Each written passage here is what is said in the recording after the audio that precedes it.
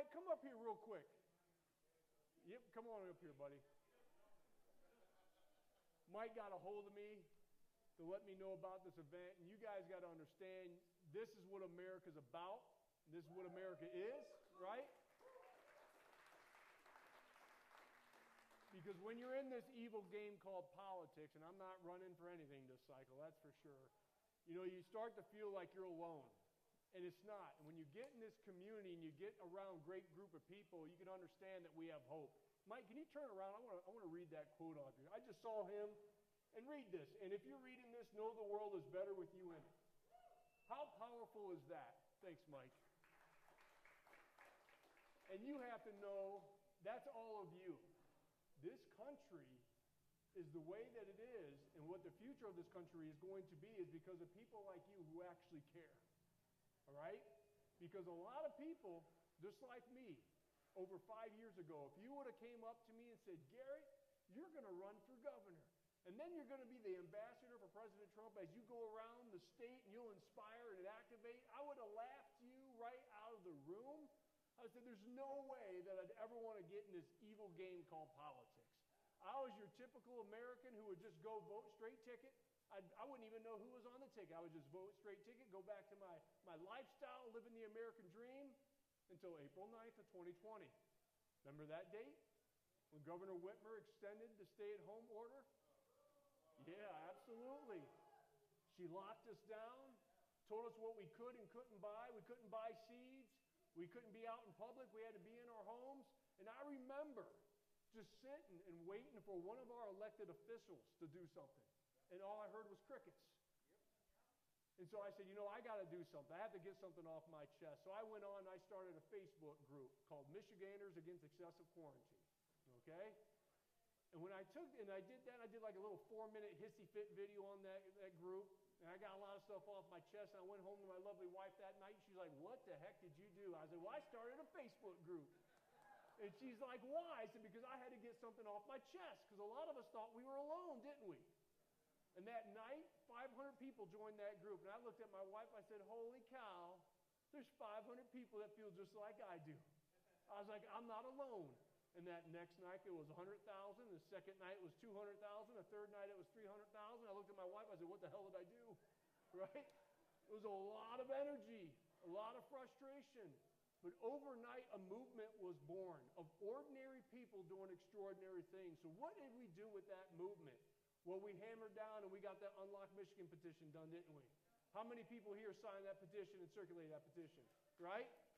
539,000 signatures in 80 days, one of the fastest citizens petition to ever be done. And who was that? That was we the people.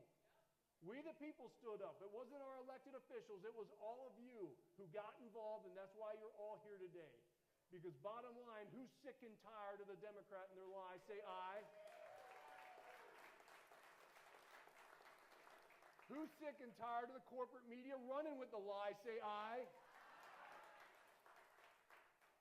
This election cycle, and you hear this said a lot, but we truly know into our heart and to our very soul, if we don't get this country back here in November, in almost a month, this little idea of America will no longer exist. We are that close to losing this country because all they do is they lie, and the corporate media run with the lie.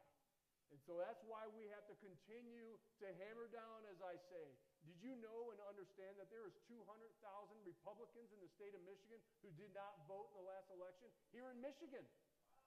That's not in the country, folks. That was here in Michigan for a variety of different reasons. Maybe it was COVID. Maybe they didn't think their vote was going to count. But those people stayed home. And when those folks stay home, those are votes for Democrats. And so that's why I've been going around the state with my butt on fire right now, trying to motivate and activate people to vote in person, to vote on the mail-in stuff. I don't care how you do it. We need to get those 200,000 people to vote. Because if we do, we win up and down the ticket. We win up and down the ticket. That's how powerful it is of what you can do. So for this next month, you have to continue to have conversations with people. And I know it's hard, and I know it's frustrating. Don't talk to the other side. They're all brainwashed, right? But you talk to the middle who will listen. And all you have to do is ask them questions. You don't have to tell them who to vote for. Just ask them simple questions. Is your life better now than it was 5 years ago? They will not say yes.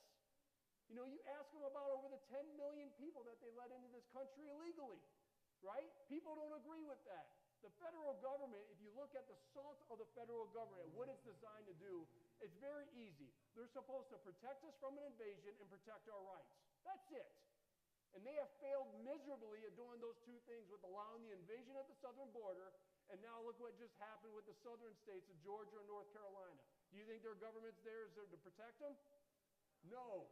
You cannot rely on the federal government. You know who you can rely on? This. Your local community. I will take you over the state government and the federal government any day of the week. It's this community. It's the people you know that live, your neighbors. That's what matters most. And so go out there over the next 30 days, have these conversations, continue to inspire, because you guys all taught me that the power of one can lead to the power of many. So don't you ever think that you can't make a difference, because you can. You can.